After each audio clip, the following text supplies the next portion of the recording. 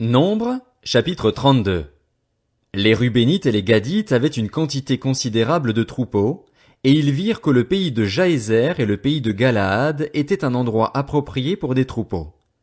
Alors les Gadites et les Rubénites vinrent trouver Moïse, le prêtre Éléazar et les princes de l'assemblée, et ils leur dirent: Ataroth, Dibon, Jaézer, Nimra, Hesbon, Éléalé, Sébam, Nebo et Béon, ce pays que l'Éternel a frappé devant l'assemblée d'Israël, est un endroit approprié pour des troupeaux. Or, tes serviteurs ont des troupeaux. Ils ajoutèrent: Si nous avons trouvé grâce à tes yeux, que la possession de ce pays soit accordée à tes serviteurs. Ne nous fais pas passer le Jourdain. Moïse répondit aux Gadites et aux Rubénites: Vos frères iraient à la guerre pendant que vous resteriez ici. Pourquoi voulez-vous décourager les Israélites de passer dans le pays que l'Éternel leur donne? C'est ce que vos pères ont fait quand je les ai envoyés de Kadès-Barnéa examiner le pays. Ils sont montés jusqu'à la vallée d'Eshcol et, après avoir examiné le pays, ils ont découragé les Israélites d'aller dans le pays que l'Éternel leur donnait. La colère de l'Éternel s'est enflammée ce jour-là, et il a juré: Ces hommes âgés de 20 ans et plus qui sont montés d'Égypte ne verront pas le pays que j'ai juré de donner à Abraham, à Isaac et à Jacob, car ils n'ont pas suivi pleinement ma voie, excepté Caleb, fils de Jéphuné, le Kénizien, et Josué, fils de Nun, qui ont pleinement suivi la voie de l'Éternel. La colère de l'Éternel s'est enflammée contre Israël, et il les a fait errer dans le désert pendant 40 ans, jusqu'à la disparition de toute la génération qui avait fait le mal à ses yeux. Et voici que vous prenez la place de vos pères, en dignes rejetons d'hommes pécheurs, pour augmenter encore la colère de l'Éternel contre Israël. En effet, si vous vous détournez de lui, il continuera de laisser Israël dans le désert et vous provoquerez ainsi la perte de tout ce peuple. Ils s'approchèrent de Moïse et dirent: Nous construirons ici des enclos pour nos troupeaux et des villes pour nos petits-enfants. Puis nous-mêmes, nous nous empresserons de prendre les armes pour marcher en tête des Israélites, jusqu'à ce que nous les ayons fait entrer chez eux. Quant à nos petits-enfants, ils resteront dans les villes fortifiées à cause des habitants du pays. Nous ne retournerons pas chez nous avant que chacun des Israélites ait pris possession de son héritage, et nous ne posséderons rien avec eux de l'autre côté du Jourdain ni plus loin, puisque nous aurons notre héritage de ce côté-ci du Jourdain, à l'est. Moïse leur dit: Si vous faites ce que vous avez dit, si vous prenez les armes pour combattre devant l'Éternel, si tous vos hommes équipés passent le Jourdain devant l'Éternel jusqu'à ce qu'ils aient chassé ses ennemis loin de lui, et si vous ne revenez qu'une fois le pays soumis à l'Éternel, vous serez alors sans reproche vis-à-vis de l'Éternel et vis-à-vis d'Israël, et cette région-ci sera votre propriété devant l'Éternel. Mais si vous n'agissez pas ainsi, vous péchez contre l'Éternel et, sachez-le, votre péché vous atteindra. Construisez des villes pour vos petits-enfants et des enclos pour vos troupeaux, et faites ce que vous avez déclaré. Les Gadites et les Rubénites répondirent à Moïse: Tes serviteurs feront ce que mon Seigneur ordonne. Nos petits-enfants, nos femmes, nos troupeaux et tout notre bétail resteront dans les villes de Galaad, tandis que tes serviteurs, tous équipés pour la guerre, iront combattre devant l'Éternel conformément à la parole de mon Seigneur. Moïse donna des ordres à leur sujet au prêtre Éléazar, à Josué, fils de Nun, et aux chefs de famille dans les tribus des Israélites. Il leur dit: Si les Gadites et les Rubénites passent le Jourdain avec vous, tous équipés pour combattre devant l'Éternel, et que le pays vous soit soumis, vous leur donnerez en propriété la région de Galaad. Mais s'ils ne marchent pas tout équipés avec vous, ils s'établiront parmi vous dans le pays de Canaan. Les Gadites et les Rubénites répondirent: Nous ferons ce que l'Éternel a dit à tes serviteurs. Nous passerons tout équipés devant l'Éternel au pays de Canaan, mais nous posséderons notre héritage de ce côté-ci du Jourdain. Moïse donna aux Gadites et aux Rubénites, ainsi qu'à la moitié de la tribu de Manassé, fils de Joseph, le royaume de Sion, le roi des Amoréens, et le royaume d'Og, le roi du Basan. Il leur donna ce pays avec ses villes et les territoires environnants. Les Gadites reconstruisirent Dibon, Ataroth, Aroer, Atroth-Shophan, Jaézer, Jogbéa, Beth-Nimra et Beth-Haran, des villes fortifiées, et ils firent des enclos pour les troupeaux. Les Rubénites reconstruisirent Hesbon, Éléalé et Kirjataïm, Nebo et Baal-Méon, dont les noms furent changés, ainsi que Sibma, et ils donnèrent des noms aux villes qu'ils construisirent. Les descendants de Makir, fils de Manassé, attaquèrent Galaad et s'en emparèrent. Ils chassèrent les Amoréens qui s'y trouvaient. Moïse donna Galaad à Makir, fils de Manassé, qui s'y établit. Jaïr, fils de Manassé, se mit en marche, prit les villages et les appela bourgs de Jaïr. Nobar se mit en marche, prit Kénath avec les villes qui en dépendaient et l'appela Nobar, d'après son nom. Nombre, chapitre 33. Voici les étapes que parcoururent les Israélites lorsqu'ils sortirent d'Égypte par corps d'armée, sous la conduite de Moïse et d'Aaron. Moïse mit par écrit leur parcours étape par étape, d'après l'ordre de l'Éternel. Voici les étapes de leur parcours. Ils partirent de Ramsès le premier mois, le 15e jour du premier mois. Le lendemain de la Pâque, les Israélites sortirent ouvertement, à la vue de tous les Égyptiens, tandis que les Égyptiens enterraient ceux que l'Éternel avait tués parmi eux, tous les premiers-nés. L'Éternel avait aussi exercé des jugements contre leurs dieux. Les Israélites partirent de Ramsès et campèrent à Sukkot. Ils partirent de Sukkot et campèrent à Étam, qui est situé à l'extrémité du désert. Ils partirent d'Étam, revinrent vers Pi-Hahiroth, vis-à-vis de Baal-Tséphon, et campèrent devant Migdol.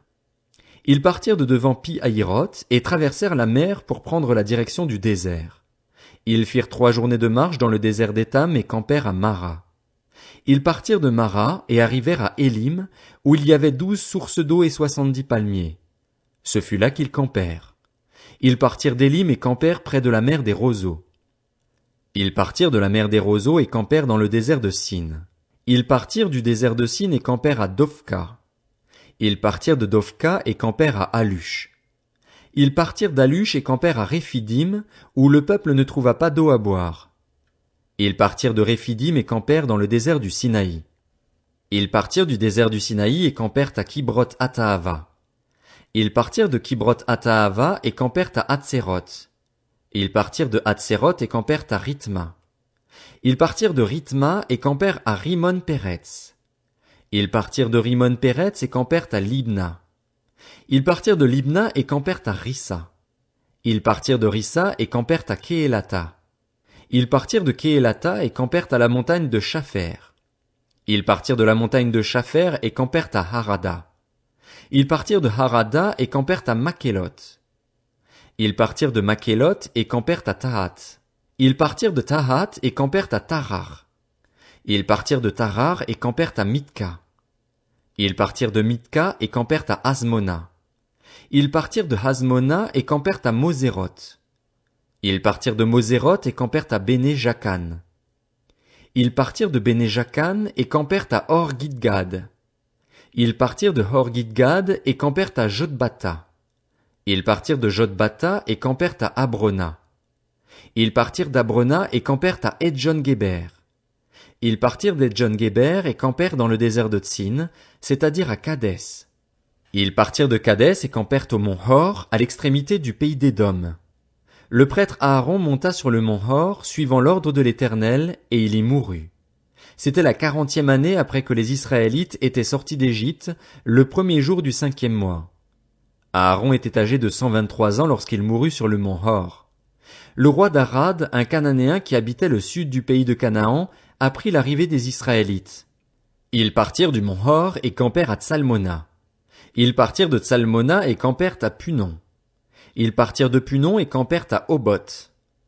Ils partirent d'Oboth et campèrent à Idjé-Abarim sur la frontière de Moab. Ils partirent d'Idjé-Abarim et campèrent à Dibon-Gad. Ils partirent de Dibon-Gad et campèrent à Almon-Diblataïm.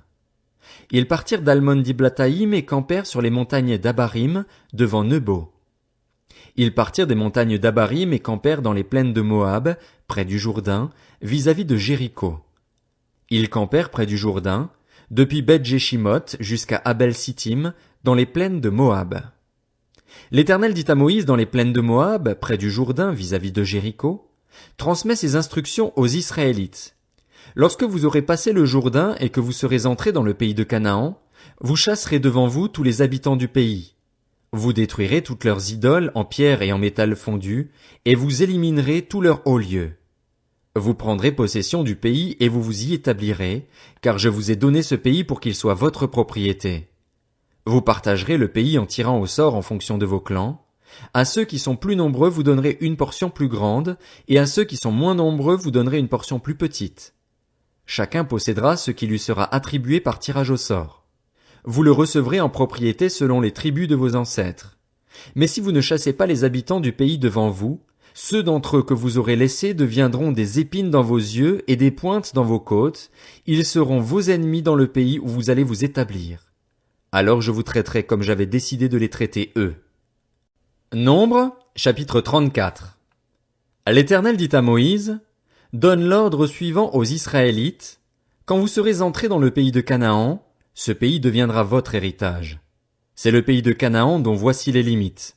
Le côté sud commencera au désert de Tsin près d'Édom. Ainsi, votre frontière sud partira de l'extrémité de la mer Morte, à l'est. Elle tournera au sud de la montée d'Akrabim, passera par Tsin et s'étendra jusqu'au sud de Kades Barnéa. Elle continuera par Hatsaradar et passera vers Hatzmon. Depuis Hatzmon, elle tournera jusqu'au torrent d'Égypte pour aboutir à la mer. Votre frontière ouest sera la mer Méditerranée, ce sera votre frontière à l'ouest. Voici quelle sera votre frontière nord, à partir de la Méditerranée, vous la tracerez jusqu'au mont Hor. Depuis le mont Hor, vous la ferez passer par Hamath et arriver à Tsedad. Elle continuera par Ziphron pour aboutir à Hatsarenan, ce sera votre frontière au nord. Vous tracerez votre frontière est de Hatsarenan à Shepham.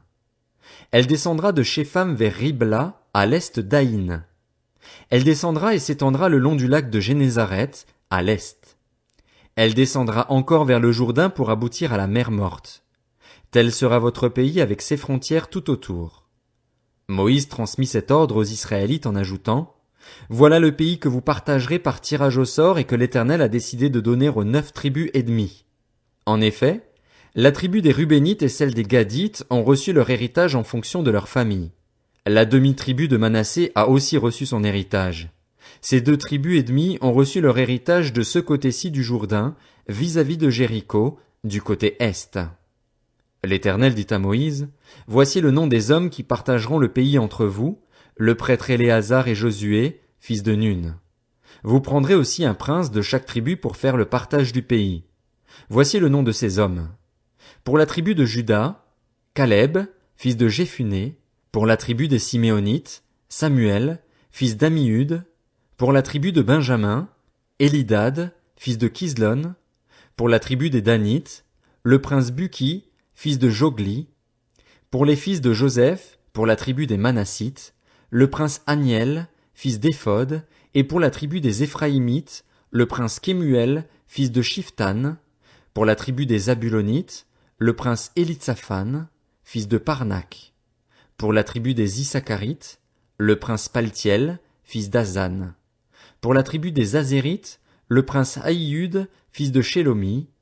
Pour la tribu des Nephtalites, le prince Pédaël, fils d'Ammiud.